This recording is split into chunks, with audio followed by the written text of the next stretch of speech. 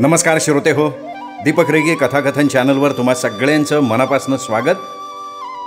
मित्रांनो, आज तुम्ही ऐकणार आहात डॉक्टर अनघा केसकर यांच्या लेखणीतनं साकारलेली कथा. पण तत्पूर्वी तुम्ही जर आत्ता चॅनलवर पहिल्यांदा आला असाल किंवा अजूनपर्यंत चॅनल सबस्क्राईब केलेलं नसेल तर प्लीज चॅनल सबस्क्राईब करा. ऐकूयात डॉक्टर अनघा केसकर लिखित झाकोळ. कौसल्या मामी गेल्याचा भारतातून परागचा फोन आला तेव्हा प्रसाद सिंगापूरच्या गुळगुळीत रस्त्यावरनं जिमकडे निघाला होता. मामींचं वय झालं होतं, त्यामुळे या बातमीत नवल वाटण्यासारखं किंवा धक्का बसण्यासारखं काहीच नव्हतं. मात्र त्या बातमीनं प्रसादच्या मनातली अनेक वर्ष स्वतःच्या मनात खोलवर दाबून ठेवलेली ती विचित्र आठवण जागी झाली.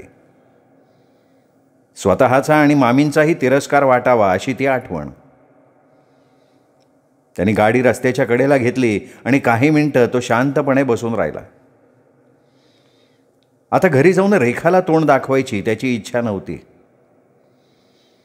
कदाचित जिममध्ये जाऊन थोडा व्यायाम केला तर मन शांत होऊ शकेल असं वाटून त्यांनी जिममध्ये जाण्यासाठी गाडी वळवली सुद्धा. पण काही अंतर गेल्यावर त्याला जिमला जावंसच वाटेना. त्याला निवांत वेळ हवा होता, एकांत हवासा वाटत होता. गाडी हायवेवर घेऊन मोकळ्या रस्त्यांवरनं तो निरर्थकपणे भटकत राहिला, नको त्या गोष्टी आठवत. प्रसाद कॉलेजच्या दुसऱ्या वर्षाला होता तेव्हा. मध्यमवर्गीय पापभिरू आईवडिलांच्या प्रेमळ धाकात वाढलेला, तारुण्यसुलभ शारीरिक भावनिक उर्मींची चाहूल लागली तरी मुलीबिलींच्या भानगडीत न पडलेला, थोडासा निरागस आणि नैसर्गिक प्रवृत्तींच्या कल्लोळामुळे थोडासा बावचळलेला, रूपवान असलेल्या धाकट्या बहिणीवर प्रांजलीवर वडिलकीची नजर ठेवून असलेला, तिच्यामध्ये अनावश्यक रस दाखवणाऱ्या सोसायटीतल्या मुलांवर जरब बसवायला टपलेला. तो काळच मुळी तसा होता. नोव्हेंबर महिना होता. शाळा कॉलेजमध्ये गॅदरिंगचे वारे वाहत होते. प्रांजलीला नाटकाच्या प्रॅक्टिसला सोडून त्याला कॉलेजमध्ये जायचं होतं. दुसऱ्या दिवशी त्यांच्या वर्गाची आणि सिनियरच्या वर्गाची क्रिकेटची फ्रेंडली मॅच ठरलेली होती. त्यासाठी त्याला प्रॅक्टिसला जायचं होतं. तो मैदानात पोहोचला तेव्हा त्यांच्या टीममधली मुलं मुली जमायला सुरुवात झाली होती. दोघं तिघं सचिंत मुद्रेनं काहीतरी चर्चा करत होते.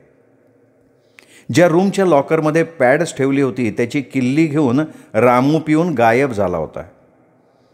तो कुठे गेलाय, कधी परतणार आहे याचा कुणालाही पत्ता नव्हता. प्रसादला पाहिल्याबरोबर त्यांच्या दोस्ताच्या चेहऱ्यावर टवटवी आली. कौशिक आणि चेतन त्यांच्या घरी जाऊन त्यांची पॅड्स ग्लव्ज आणणार होते. पॅड्सची आणखीन एक जोडी हवी होती, ती प्रसादला त्याच्या घरून आणता आली असती. लगेच प्रसादनं आपली दुचाकी घराकडे वळवली. त्यांनी घराची बेल दोनदा वाजवली पण कोणी दार उघडेना. मग त्याला आठवलं की मामाला डॉक्टर चाफेकरांना दाखवायचं असल्यानं त्याचे बाबा आणि मामा भल्या सकाळीच बाहेर पडले होते. गेले काही दिवस मामा मामी मुंबईला त्यांच्या घरी आले होते. मामांना डॉक्टर चाफेकरांसारख्या स्पेशालिस्टला दाखवावं असं साताऱ्याच्या डॉक्टरांनी सुचवलं होतं. तशी मामांची तब्येत पहिल्यापासून नाजूकच होती. आईबापांच्या मते डॉक्टर चाफेकर म्हणजे साक्षात धन्वंतरी. त्यांच्या औषधोपचारांनी मामाच्या प्रकृतीत नक्की सुधारणा होईल असं आईबाबांना वाटत होतं. मामी आणि आई बाजारहाट करायला गेल्या असाव्यात अशा विचारानं चडफडत तो मागे वळणार इतक्यात दार उघडलं. दारात मामी उभी होती. तिने अंगाभोवती साडी कशीबशी गुंडाळली होती. लिरिल साबणाचा सुगंध तिच्या भोवती रेंगाळत होता आणि चेहऱ्यावर अजूनही पाण्याचे ओहळ दिसत होते. बहुधा बेल वाजलेली ऐकून ती कशीबशी आंघोळ आटोपून बाहेर आलेली असावी. सॉरी मामी, मी तुला डिस्टर्ब केलं, पण तुझं चालू दे. मी काहीतरी विसरलं म्हणून परत आलोय, मी लगेच निघतोय. मामी दारातनं थोडी बाजूला झाली. एरवी त्या फटीतनं प्रसाद आत गेला नसता, पण आता त्याला थांबायलाच वेळ नव्हता. मामीच्या छुप्या इराद्याची त्याला कल्पनाच नव्हती. तो आत शिरल्याबरोबर मामीनं बाहेरचं दार लावून घेतलं. पॅसेजमधल्या कपाटातनं पॅड उचलायची आणि सटकायचं म्हणून प्रसाद तिकडे निघाला. इतक्यात मामीनं आतल्या खोलीतनं विचारलं, प्रसाद, जरा आतल्या खोलीत येतोस का? मामीचं काम टाळणं शक्य नसल्यामुळे आणि जायची घाई असल्यामुळे तो ताबडतोब आत गेला. खोलीच्या मध्यभागी मामी उभी होती. तिच्या अंगावर फक्त पेटीकोट होता. अंगात ब्रेसियर किंवा ब्लाऊज नव्हतं. काय होतंय हे कळायच्या आत प्रसादला तिने आपल्या मिठी तोडून घेतलं आणि धसमुसळेपणानं त्याचं तोंड आपल्या स्तनांच्या खळग्यात खुपसलं. आपल्याला नेमकं काय होतंय हे प्रसादला कळेच ना. याआधी त्यांनी बाईचा विवस्त्र देह प्रत्यक्षात पाहिलाही नव्हता. त्याला स्पर्श करणं लांबची गोष्ट. प्लीज मला घट्ट जवळ घे, मला सुख हवंय, प्लीज, असं पुटपुटत तिने त्याचे ओठ आपल्या स्तनाग्रावर टेकवले. एकीकडे मनात प्रचंड आश्चर्य, राग आणि तिटकारा येत होता आणि दुसरीकडे प्रसादचं शरीर त्याच्याही मर्जीविरुद्ध चाळवलं जात होतं. गोंधळलेल्या अवस्थेत असताना त्याच्या डोळ्यांसमोर त्याच्या आजी आजोबांचे चेहरे आले. मग मामाचा चेहरा आला आणि तो भानावर आला. त्यांनी मामीला जोरात ढकललं पण ती दूर होईना. लहानपणापासून मामीने त्याला सांभाळलं होतं, त्याचे लाड केले होते. ती प्रसादच्या आईपेक्षा लहान असली तरी प्रसादला आईसारखीच होती. तिला आणखीन जोरात दूर लोटावं, तिच्यावर ओरडावं असं मनात येऊन सुद्धा शरीर मनाचं ऐकत नव्हतं. आश्चर्यामुळे की आणखीन कुठल्या कारणानं ते प्रसादला समजत नव्हतं. मामीची पकडसुद्धा घट्ट होती. आपण ह्या अवस्थेत किती वेळ होतो हे प्रसादला कळलं नाही. आजही ते प्रसादला सांगता आलं नसतं. दारावरची घंटी कर्कशपणे वाजली आणि कौसल्या मामीची पकड ढिल्ली झाली. प्रसादने तिला दूर लोटलं आणि तांबूसलेल्या चेहऱ्यानं तो दार उघडायला गेला. हातात सामानाच्या पिशव्या घेऊन घामेजलेली आई उभी होती. तिला घट्ट मिठी मारून रडावं असं प्रसादला वाटलं पण त्यांनी मन आवरलं.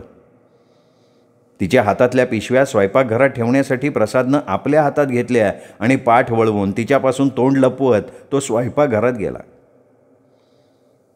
मामी आणि आई या दोघींनाही आपलं तोंड न दाखवता पॅड्स घेऊन प्रसाद घराच्या बाहेर पडला. कॉलेजच्या मैदानावर जाऊन पोचला तरी प्रसादच्या छातीतली धडधड थांबलेली नव्हती.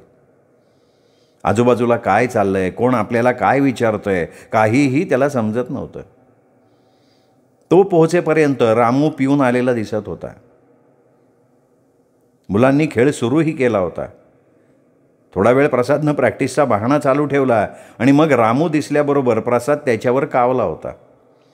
गयावया करत रामूनं सांगितलं, अहो मी घरून लवकर निघलो होतो पण ट्रॅफिक जॅममध्ये अडकलो. अहो एका पोरीला ट्रकने उडवलं होतं. गर्दी झालती रस्त्यात.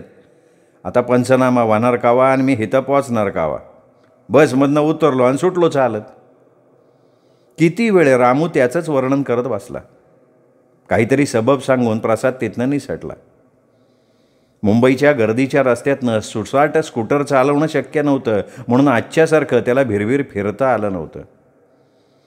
कुठे निवांत बसून विचार करावा, मनाला चुचकारावं असं ठिकाणही जवळपास नव्हतं. आईबाबांच्या, मामाच्या आणि कौसल्या मामीच्या डोळ्याला डोळा भिडवायच्या नुसत्या कल्पनेनं त्याच्या अंगाची थरथर होत होती. पण घरी जाणं आणि काहीच झालेलं नाही असं नाटक करणं अनिवार्य होतं.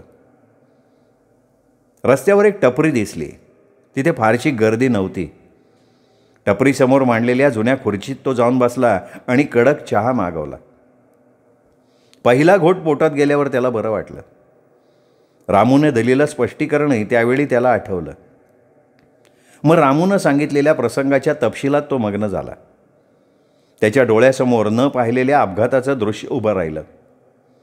समजा त्या क्षमुलीला त्या दिवशी अपघात झाला नसता तर रामू वेळेत मैदानावर पोचला असता आणि तो वेळेवर पोचला असता तर पॅड्स आणायला घरी जायची वेळच आली नसती आणि मग पुढचा प्रसंग टाळला असता. किंवा समजा अपघात झाला असता पण रामूनं ती बस पकडली नसती किंवा रामू 5 मिनिटं अगोदर घराबाहेर पडला असता तरी तो तिथे वेळेत आला असता. किंवा ती बस त्या चौकातनं पुढे गेल्यावर अपघात झाला असता. किंवा ती मुलगी त्यावेळी ट्रक खाली आलीच नसती. कितीतरी वेळ अशा संभाव्य पर्यायांच्या विचारांच्या भेंडोळ्यात प्रसाद गुरफटून गेला. त्यात तो इतका रमून गेला की ती सगळी दृश्य त्याच्या नजरेसमोर साकारली. रिकामा ग्लास उचलताना पोऱ्यानं विचारलं, साहेब आणखीन एक ग्लास आणू का, चहा? या प्रश्नानं प्रसाद भानावर आला. चहाचा रिकामा ग्लास बघितला आणि त्यांनी मानेनं होकार दिला. काय झालं असतं किंवा नसतं तर आपण घरी गेलोच नसतो या विचारांशी खेळून दमल्यावर अपराध गंडाचा सल सुरू झाला. त्याला मामीचा स्वतःचा संताप आला होता. स्वतःची लाज वाटत होती. ही गोष्ट कोणापाशीही आपल्याला सांगता येणार नाही हेही त्याला समजत होतं. मामीला दोष देणं, तिचा तिरस्कार करणं सोपं होतं. पण आपल्या हातूनही काही क्षण आगळीक झाली हे प्रसादला स्वतःच्या मनाशी कबूल करावं लागत होतं. ही आणखीन मोठी अडचण होती. मामीची मिठी सोडवणं किंवा तिला ढकलून देणं खरंच अशक्य होतं. आपण ती सोडवायचा निकराचा प्रयत्न केला असता तर अगदीच सोडवता आली नसती. इतकी काही ती पक्की नव्हती हे प्रसादला मनोमन माहिती होतं. अपराधी मनानं तो घरी पोहोचला तेव्हा बाबा आणि मामा घरी आले होते. आपल्या ट्रीटमेंटनं मामाला आराम पडेल अशी डॉक्टर चाफेकरांना पूर्ण खात्री होती असं ते मामीला आणि आईला सांगत होते. मामाच्या चेहऱ्यावर त्या आशेच्या किरणांनी टवटवी आल्यासारखी दिसत होती. साधंसं वाक्य बोलताना सुद्धा त्याच्या आवाजाला आनंदाची किनार आली होती. आईसुद्धा आनंदून गेली होती. मामीच्या चेहऱ्याकडे बघण्याचं धाडस त्याच्यामध्ये नव्हतं.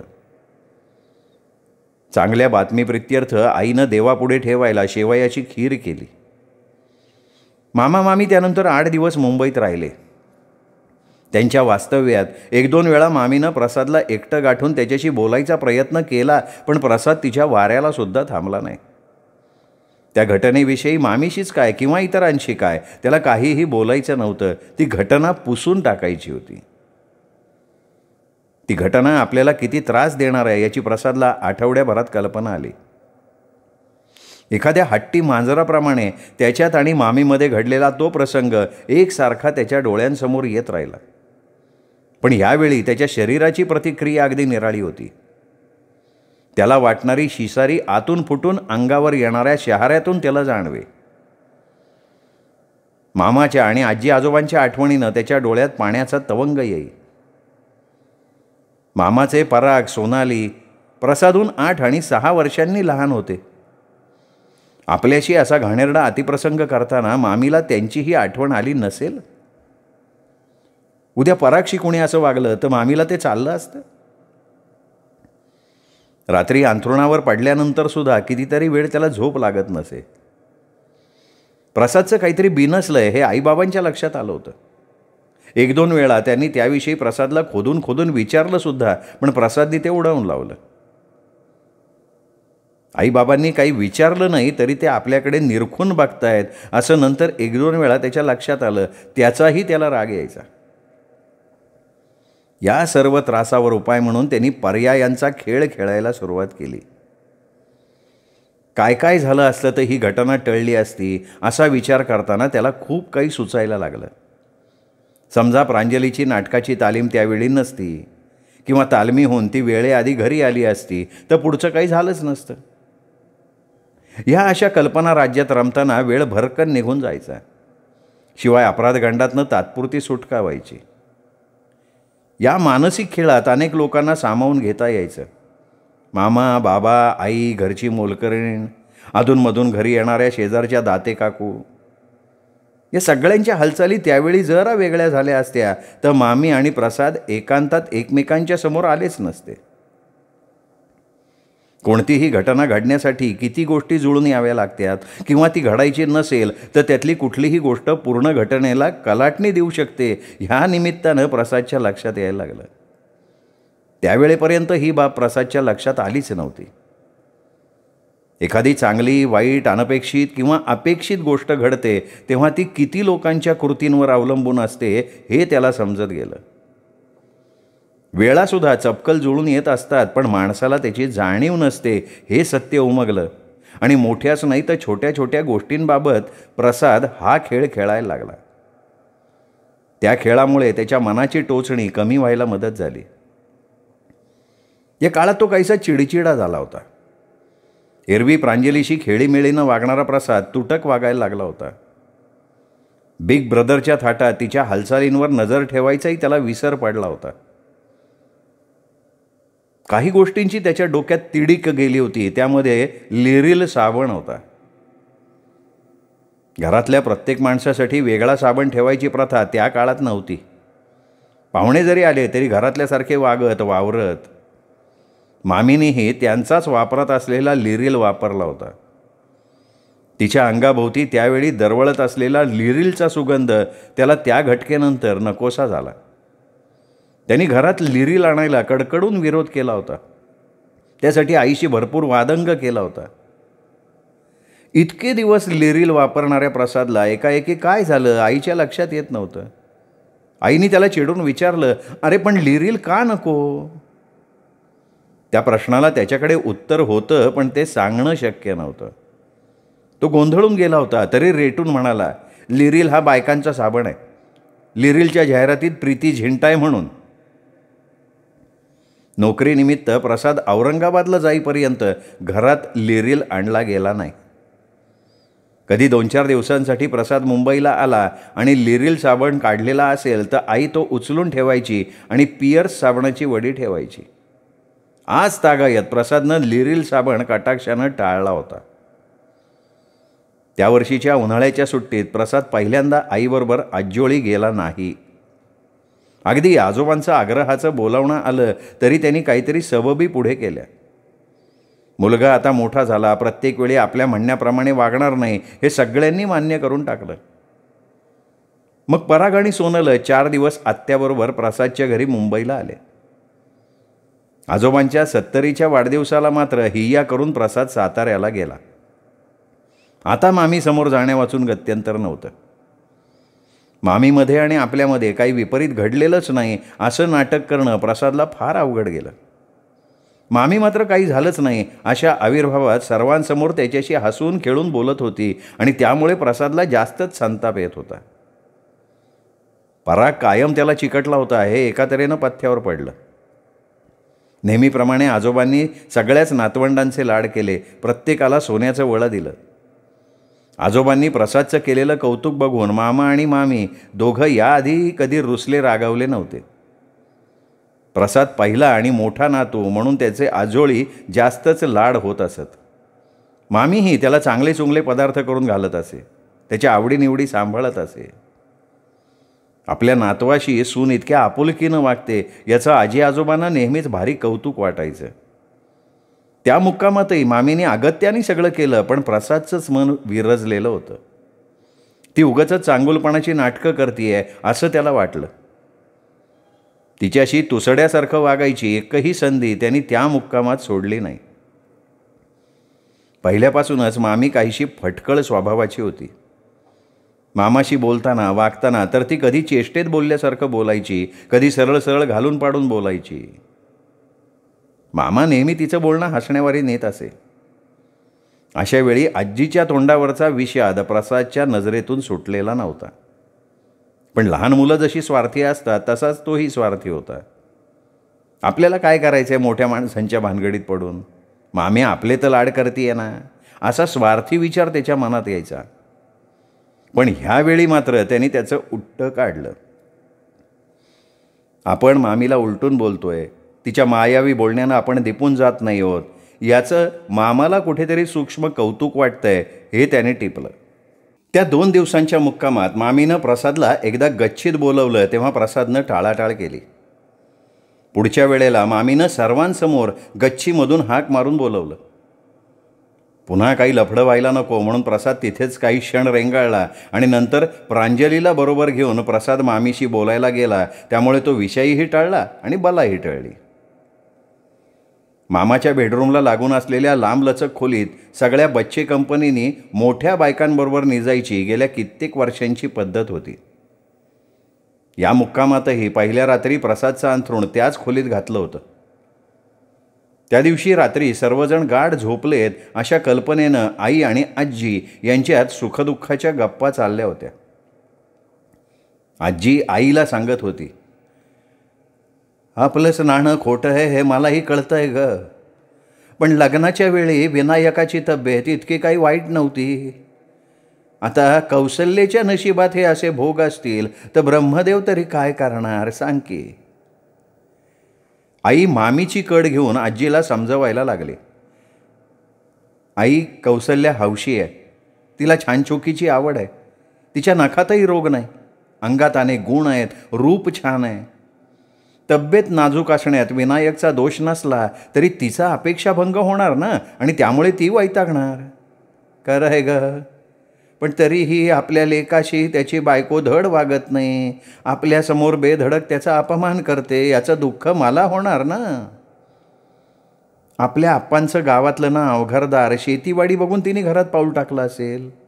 अगं मग ते सगळं आजही आहेच की. विनायक आप्पांच्या एवढा कर्तबगार नाही याची तिला खंत वाटत असेल. शिवाय नवऱ्याकडनं सुख मिळत नसेल तर. आई, प्रत्येक व्यक्तीचा स्वभाव जसा वेगळा असतो तशा तिच्या वासना, शारीरिक भूक निराळी असते का नाही. आई उगीचच मामीचा कड घेत होती. आमच्या वंश बालविधवा होऊन माघारी आल्या, त्यांना कसलं सुख मिळालं होतं सांग मला. कशा वागायच्या त्या, कधी लसलस केली नाही का कधी वसवस केली नाही. आजीला या आईचं बोलणं पटत नसावं. नंतर कितीतरी वेळ ती आत्या आजीचे गुण सांगत होती. अगं तो काळ वेगळा होता. आमच्या आधीची पिढी जास्त सोशिक होती, ती अपेक्षा नव्या सुनांकडनं करण्यात अर्थ नाही आहे. आईनं समजवण्याचा प्रयत्न केला. माणसाच्या शारीरिक भुकेविषयी त्या दोन बायकांचं बोलणं ऐकून प्रसादला कानकोंड वाटलं, तरी मनात आलं चांगली दोन पोरं झाली आहेत, मग सुख नाही सुख नाही या बोलण्याला काय अर्थ आहे. आजी शेवटी उसासा टाकत म्हणाली, हे हसलं काही मला सांगू नको. तुझ्या आप्पांनीही तिला डोक्यावर बसवून ठेवली आहे. मला धाकात ठेवणारा हा माणूस एका शब्दानं तिला मात्र काही म्हणत नाही. काही वेळ दोघी काही बोलल्या नाहीत. मग आईनं समारोप करत म्हटलं, अगं असं असून सुद्धा ती तुमचं सगळं नीट करते याचं मला आणि ह्यांना किती अप्रूप वाटतं. आमचंसुद्धा बघ ना किती निगुतीनं करते ती. आहे बाकी खरं आहे. आम्हाला वाटलं होतं डॉक्टर चाफेकरांच्या औषधानं विनायकाला आराम पडेल. आपण सगळ्यांनी कमी का प्रयत्न केले त्याला बरं वाटावं यासाठी. हो ग, तब्येतीच्या तक्रारीमुळे गेल्या वर्षी बँकेतही त्याला प्रमोशन नाकारलं गेलं. मग झाली हिची बडबड सुरू. मग त्याचा पाण उतारा केलेला आम्हाला कसं बघवेल. विनाला हौस आहे का आजारी पाडायची. त्याला स्वतःला वाईट वाटत नसेल. स्वतःच्या मनातली अपराधी बोच आजी आजोबांच्या पडखाऊ वागण्यामागे होती हे त्या मुक्कामात प्रसादच्या लक्षात आलं. तरीही आईनं मामीची बाजू घ्यावी याचा प्रसादला राग आला. तिचं खरं रूप आईला माहिती नाही म्हणून तिला मामीचा कळवळा आहे असंही वाटून गेलं. हे असलं काही ऐकायला लागू नये म्हणून दुसऱ्या दिवशी प्रसादनं आजोबांच्या बरोबर त्यांच्या शेजारी पाथरी टाकली. आजोबा खुश. आपल्या वागण्यातला बदल लोकांच्या लक्षात आला असेल असं प्रसादला वाटलं नव्हतं. पण मुंबईला परत आल्यावर एकदा रात्री जेवताना प्रांजलीनं प्रसादला अचानक विचारलं, दादा तुला मामी आवडेनाशी झाली का रे. यावेळी तुझं बोलणं वेगळंच वाटलं मला. पूर्वी तुझं आणि तिचं किती गुळफीट असायचं. या प्रश्नाला काय उत्तर द्यावं प्रसादला समजलं नाही. त्यांनी पाण्याचा पेला तोंडाला लावला आणि विचार करायसाठी वेळ थोडा मिळवला. नंतर उत्तर दिलं, ती आता मामाशी नीट वागत नाही ना, ते नाही आवडत मला. नाही तर माझ्यात आणि तिच्यात काय भांडण वगैरे होणार आहे का. बाबांनी त्यांच्या स्वभावानुसार शांतपणे सुनावलं, हे बघ, अपुऱ्या माहितीच्या आधारे आपण माणसांना असं जोखू नये, त्यांच्यावर लेबलं अजिबात लावू नये. आईनी तर थोडं झापलंच. तुला काय करायचं रे त्या नवरा बायकोच्या भांडणात पडून. प्रसादनं ते बोलणं वाढवलं नाही, पण यापुढे कोणाच्या नजरेत येईल एवढं वाईट वागायचं नाही अशी मनाची खोंगाड बांधली. आपल्याला आईबाबा अजूनही लहान अबोध समजतायत हे लक्षात आल्यावर त्याला किंचित राग आला. पण त्यामुळे त्यांना घडल्या प्रकाराची शंका आली नाही याची खात्री झाल्यानं त्याला सुटल्यासारखं वाटलं. प्रसाद BCom MBA झाला आणि नोकरीनिमित्त औरंगाबादला रुजू झाला. दोन्हीकडच्या पूर्ण घराण्यात सुरुवातीला एवढा मोठा पगार याआधी कुणीच घेतला नव्हता. आईचा जीव सुपा एवढा झाला होता. नातू कर्तबगार निघाला याचा आनंद आजोबांना होईल असंही तिला वाटलं. आईच्या आग्रहामुळे त्याने औरंगाबादला रुजू होण्याआधी साताऱ्याला धावती भेट दिली. आईचं वाटणं बरोबर होतं. तो मार्गाला लागल्याचं बघून आजोबांना खरंच खूप आनंद झाला होता. नोकरी लागल्यानिमित्त मामीनं प्रसादसाठी एक टी शर्ट घेतला होता. तो देण्याच्या निमित्तानं मामीनं प्रसादला वरती तिच्या खोलीत नेलं. ती संधी साधून मामीनं प्रसादची समजूत घालायचा प्रयत्न केला. काकुळतीला आल्यासारखं दाखवत ती म्हणाली, ए बघ, माझी चूक झाली मान्य आहे मला, पण माझ्याबद्दल तू गैरसमज करून घेतला आहेस आणि मला तो दूर करायचा आहे. मला या विषयावर काही बोलायचं नाही आहे. मी बोंबाबोंब केली नाही हेच खूप समज. बोलण्यासारखं आपल्यामध्ये काही राहिलेलं नाही आहे. पुन्हा तो अप्रिय विषय काढू नकोस, तो तुसडेपणानं म्हणाला. पहिल्या पगारातनं त्याने जसे आईबाबांना आणि प्रांजलीला कपडे घेतले तसेच आजोबा आजींनाही घेतले. मामासाठी मनगटी घड्याळ पाठवलं. आपल्या बाबांची आर्थिक परिस्थिती बरी नव्हती तेव्हा आजोबा न बोलता तरतरेनं मदत करत हे त्यांनी बघितलं होतं. दात्याचा आव न आणता आणि बाबांना ओझं न वाटेल अशा रीतीने आजोबा मदत करत असत. घरचं धान्य पाठव, आईसाठी साडी बांगडीला पैसे पाठव, प्रत्येक परीक्षेच्या निकालानंतर बक्षीस म्हणून घसघशीत रक्कम देणं असं ते करत असत. प्रसाद आपल्या नोकरीत वरच्या पदावर चढण्यात गरका असताना नाही म्हटलं तरी आजोळच्या बातम्यांकडे त्याचं दुर्लक्ष झालं. पण तरीही तो कुठल्याही कर्तव्याला चुकला नाही. पुढे त्यातून कंपनीनं सिंगापूरला पाठवल्यावर त्याचं पूर्ण जगच बदलून गेलं. आजोबा गेले तेव्हा तो सिंगापूरला गेला होता. आजीच्या आणि मामाच्या शेवटच्या आजारातसुद्धा त्यांच्या दवापाण्यासाठी आईच्या मार्फत पैसे पाठवायला तो विसरला नाही. जमलं तेव्हा प्रत्येक भारत भेटीत वेळात वेळ काढून तो उभ्या उभ्या त्यांना भेटून आला. प्रत्येक वेळी मामीचं वाढतं वय त्याला जाणवलं होतं, मात्र तिला क्षमा करावी असं त्याला वाटत नव्हतं. परागला 10वीला जेमतेम 60% मार्क मिळाले होते. त्यामुळे त्यांनी सायन्सला जाऊ नये, त्याला तो कोर्स झेपणार नाही असं प्रसादनं अगोदर सुचवलं होतं, पण त्याचं कुणी ऐकलंच नाही. 12वीच्या खाजगी क्लाससाठी मोठाली फी भरायची वेळ आली तेव्हा मात्र मामीनं परागकरवी प्रसादकडे पैसे मागितले. आजोबांच्या आणि मामाच्या स्मृतीखातर प्रसादनं ताबडतोब पैशांची व्यवस्था केली. पुढे सोनालीचं लग्न ठरलं तेव्हा प्रसादचे 4 हात झाले होते. आईच्या मार्फत झालेली पैशांची मागणी प्रसादनं दिलदारपणे पूर्ण केली, अगदी स्वतःच्या बायकोच्या रेखाच्या गुळमुळीत विरोधाला भीक न घालता. सुदैवानं आपल्याला काही कमी नाही असा युक्तिवाद करून. उपचार म्हणून तो त्या लग्नाला सपत्नीक हजर होता. आईला आवडेल इतका घसघशीत आहेरही तिच्याच हस्ते प्रसादनं दिला. त्यात मामीसाठी भारी साडीसुद्धा होती. अर्थात परक्या चलनात मिळणाऱ्या मोठ्या पॅकेजमुळे हे शक्य झालं होतं. रेखाच्या प्रेमात पडून तिच्याशी लग्न झाल्यानंतर त्याच्या अपराधगंडानं एकदम उचल खाल्ली होती. एकांतात रेखाला विवस्त्र पाहिल्यानंतर त्याला 10 वर्षापूर्वी प्रथमच दृष्टीस पडलेला स्त्रीदेह आठवला होता. प्रणयातला आवेग एकदम ओसरला. प्रौढ स्त्रीचा देह आणि तरुण प्रणयोत्सुक पत्नीचा स्त्रीदेह यांची तुलना मनानं केली.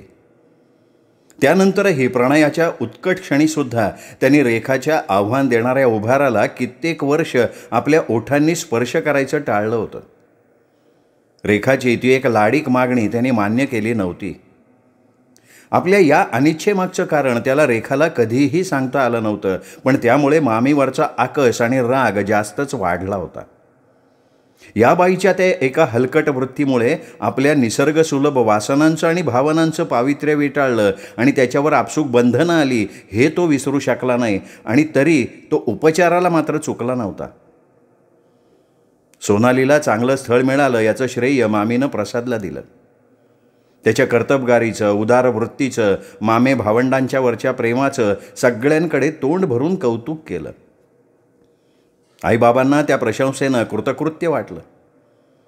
प्रसादला मात्र या सर्व कृतीमागे आजोबांबद्दलची कृतज्ञता, व्यवहार आणि निव्वळ कर्तव्यबुद्धी असल्याची पूर्ण जाणीव होती. आज मामी गेल्याचा फोन आला आणि वर्षानुवर्षाची ही घुसमट मनाच्या पृष्ठभागावर तरंगून आली. कुणापाशी तरी मनातली भडास मोकळी करायची त्याला सणक आली. सणक तरी कसं म्हणायचं, ती त्याची निकड झाली होती. कोणाशी तरी ह्याविषयी बोलायला हवं होतं, पण नवऱ्याबाबत पझेसिव्ह असलेल्या रेखाशी निश्चितच नाही. मग सुशांत नक्की चालेल. कौसल्या मामीशी किंवा आपल्या इतर नातेवाईकांशी त्याची जान पहिचानही नाही, म्हणजे गौप्यस्फोटाची शक्यता राहत नाही. तो चांगला श्रोता आहे. बोलणाऱ्याकडे पूर्ण लक्ष देऊन तो ऐकतो, विचारलं तर आणि तरच मत देतो. हे आजवर प्रसादनं अनेक वेळा अनुभवलं होतं. मत देताना तो हातचं राखत नाही, पण समोरच्याला न दुखावता ते व्यक्त करायची त्याची न्यारी रीत आहे.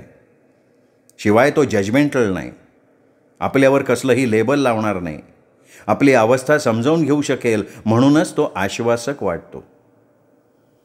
सुशांत जिममध्ये आला असेल तर त्याच्याशी बोलता येईल, पण तो आला नसेल तर, किंवा आपण पोचण्याआधी तिथून निघून गेला तर. त्यांनी सुशांतला फोन लावला आणि कॉन्व्हेंट गार्डन रेस्टॉरंटमध्ये लगेच यायला फरमावलं. सुशांत जिमकडेच निघाला होता, पण प्रसादच्या आवाजातला ताण आणि तातडी जाणवल्यामुळे त्याचं कुतूहल जागं झालं होतं. त्याला बरंच काही विचारावंसं वाटत होतं, पण प्रसादनं तू लगेच ये मग बोलू एवढंच सांगितलं.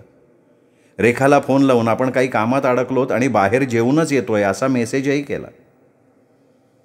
प्रसाद आणि सुशांतची गाठ रेस्टॉरंटच्या दारातच पडली.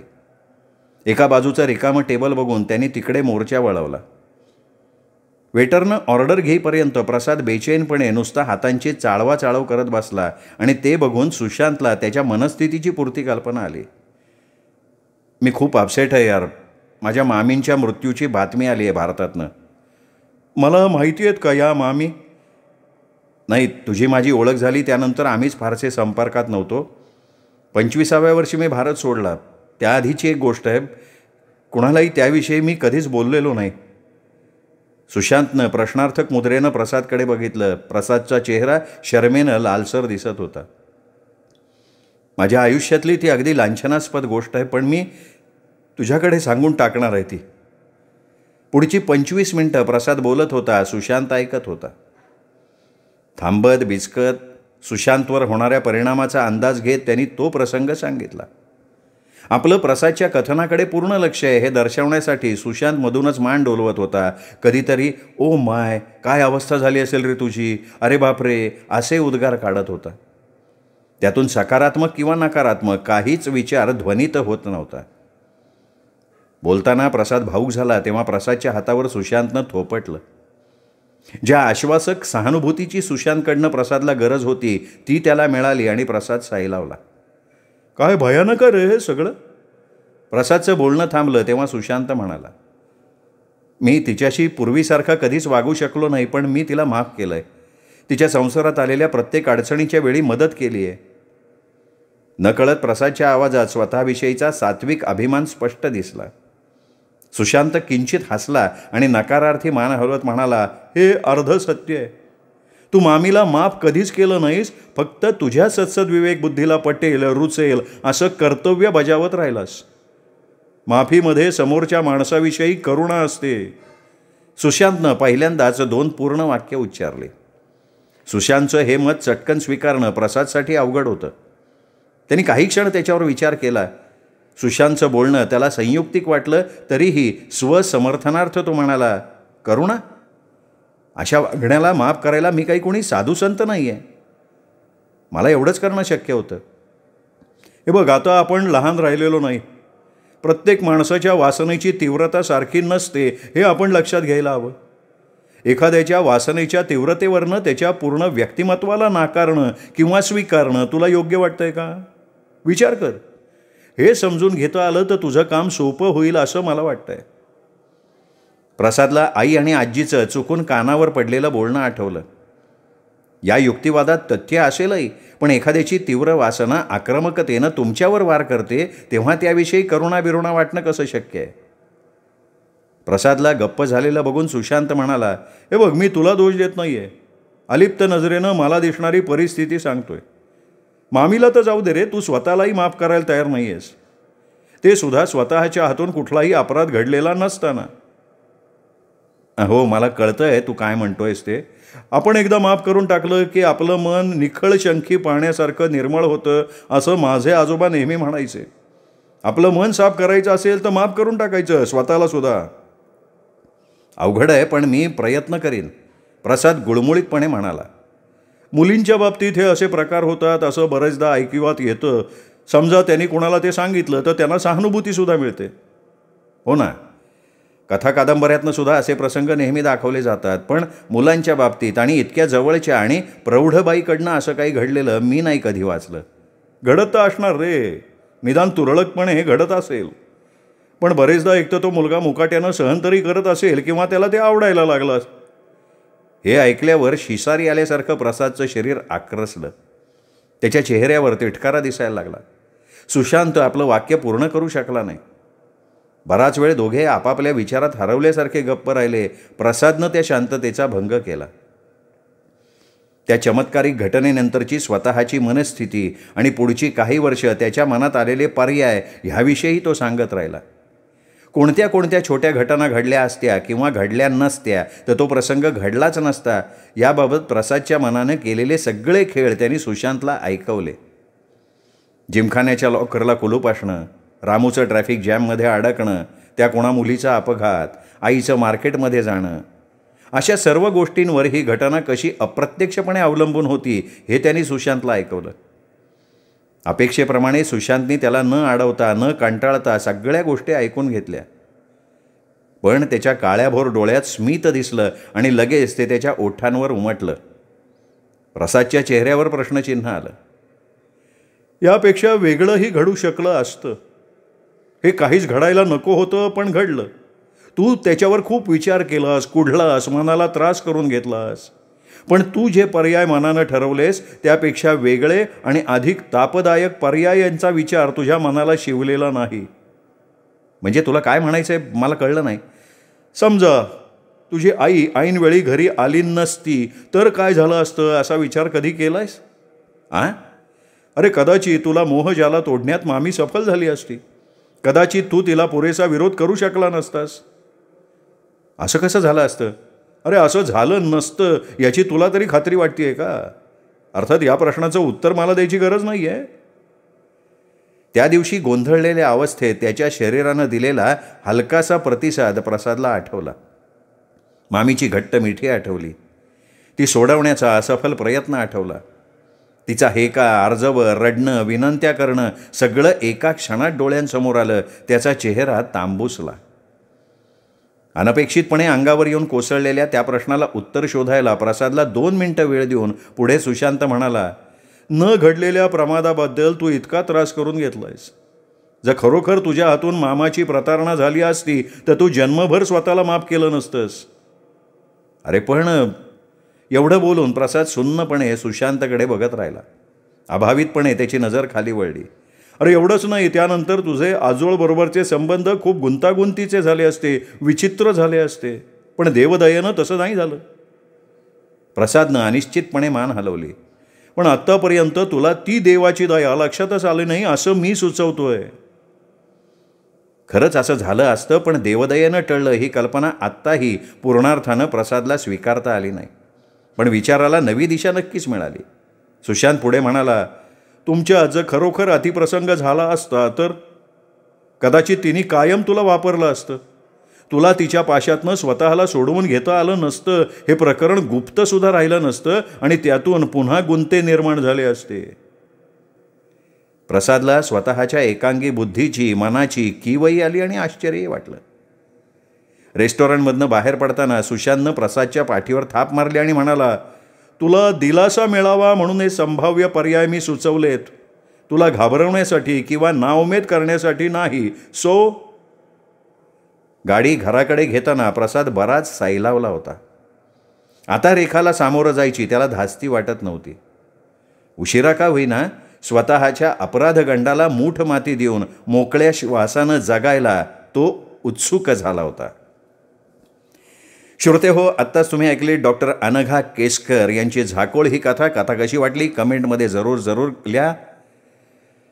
कथेचा हा व्हिडिओ आपल्या मित्रपरिवारात, नातेवाईकात शेअर करायला काहीच हरकत नाही. आणि हो, चॅनल सबस्क्राईब करायचं राहिलं असेल तर प्लीज चॅनलही सबस्क्राईब करा. पुन्हा भेटूयात डॉक्टर अनघा केसकर यांच्या वेगळ्या कथेसह पुन्हा. तोपर्यंत नमस्कार मित्रो.